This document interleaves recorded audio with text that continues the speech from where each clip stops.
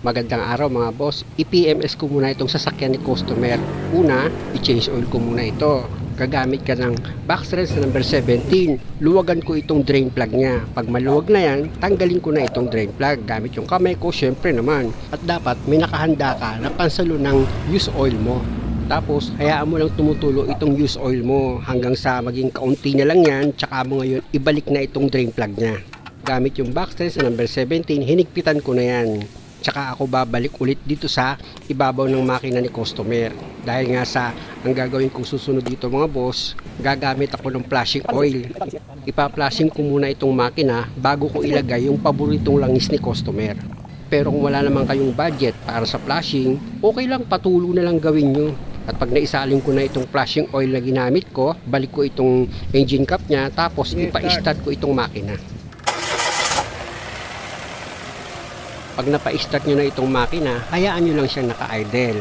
Hindi nyo siya kailangan i-revolusyon. Hayaan nyo lang umaandar itong makina hanggang 5 minutes.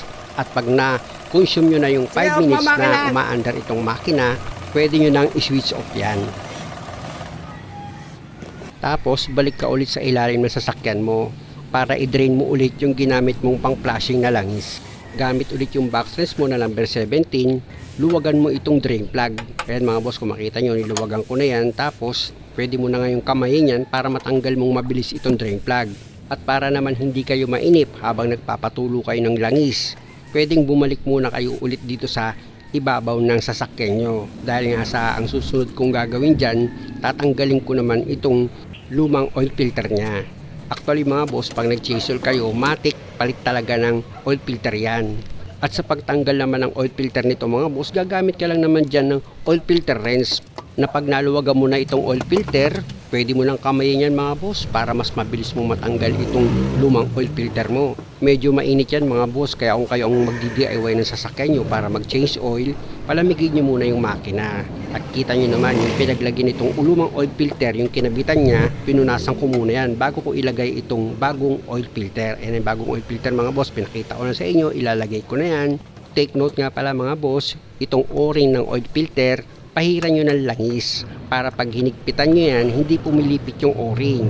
At sa pag-igpit na ginawa ko dito sa oil filter mga boss, kinamay ko lang yan dahil malit lang naman itong oil filter. Pero pag hindi kaya ng kamay nyo sa paghigpit, gumamit kayo ng oil filter wrench. Ipwesto ko muna itong camera mga boss dahil nga sa 50,000 mahigit na yung tinakbo ni customer at ang gusto niya, palitan ko na ito ng spark plug. Siyempre, bumili na siya. Nandyan na yan eh. Alagay naman, sabihin ko pa sa kanya na. Sabi na nag-comment, 70,000 daw yung palitan ng spark plug kasi nabasa niya sa libro. Ganun ba yun? Dahil wala pang 70k, hindi pwedeng palitan. Eh, paano kung gusto ng customer o kaya palyado yung makina, hindi pa rin papalitan?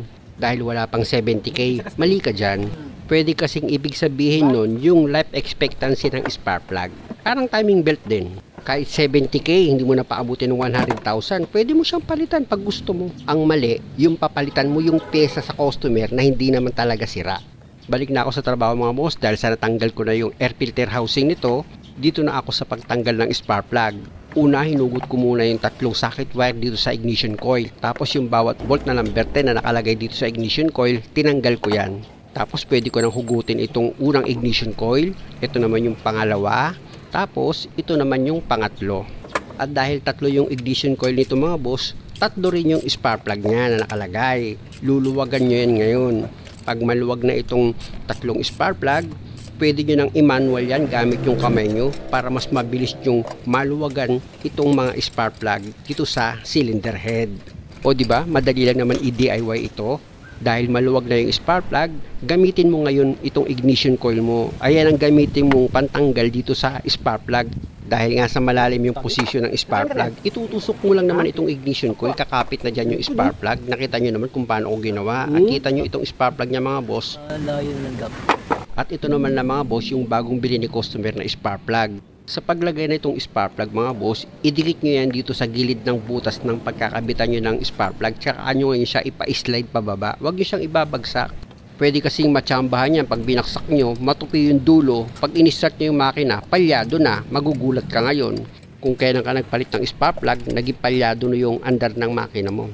Kaya samahan nyo rin ang pag-iingat sa pagkabit ng spark plug. At dahil sa naipakapit ko na itong spark plug dito sa thread nya, gumamit ka na ngayon ng ratchet mo. I-final mo na yung higpit dito sa bawat spark plug. At pag okay na yung pagkakahigpit mo sa bawat spark plug, pwede mo na ngayon ilagay itong ignition coil. Sa paglagay ng ignition coil mga boss, itutusok mo lang naman yan sa spark plug. Siguraduhin mo lang na maayos yung pagkakalapat mo ng ignition coil para wala kang problema.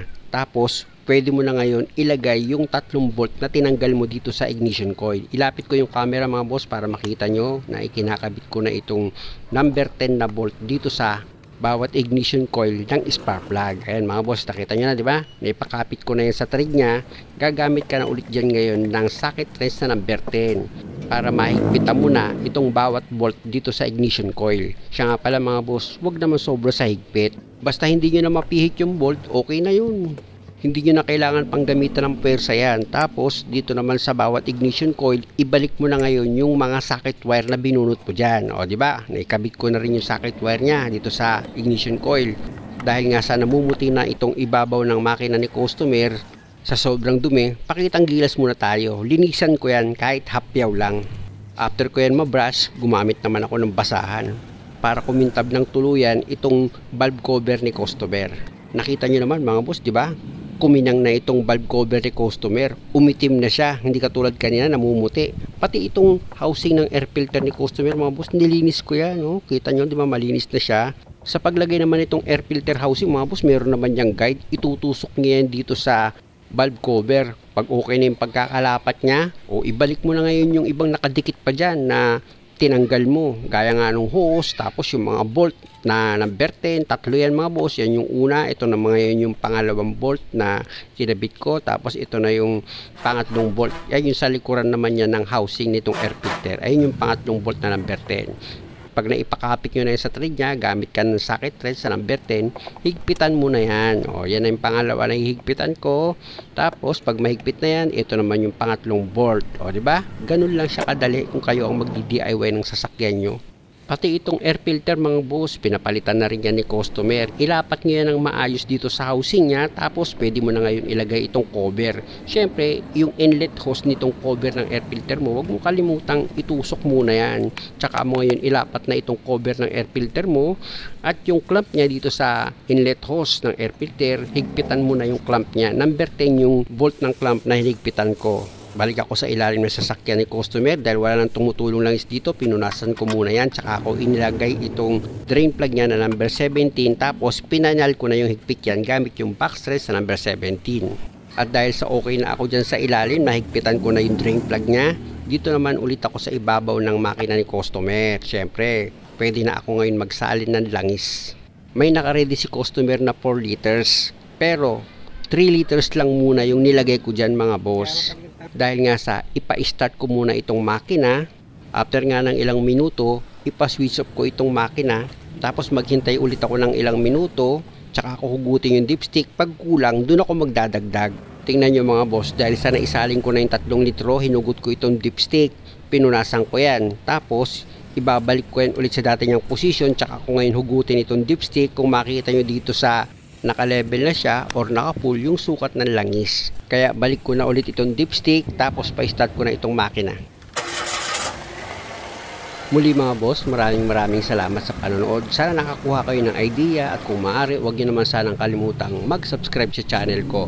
I-scan ko muna itong sasakyan ni customer. I-connect ko na itong socket wire ng scanner ko mga boss, tapos i-switch on ko itong makina. Yung bearing ko okay pa yun, medyo okay pa naman sir. Okay pa? Kasi tatakbo kami next week. Nang? Pangasinan. Okay na? Naka-play naman na to. Asian. Mitsubishi. 0.51. Yun. Ngayon, 0.51. Japan. Mirage.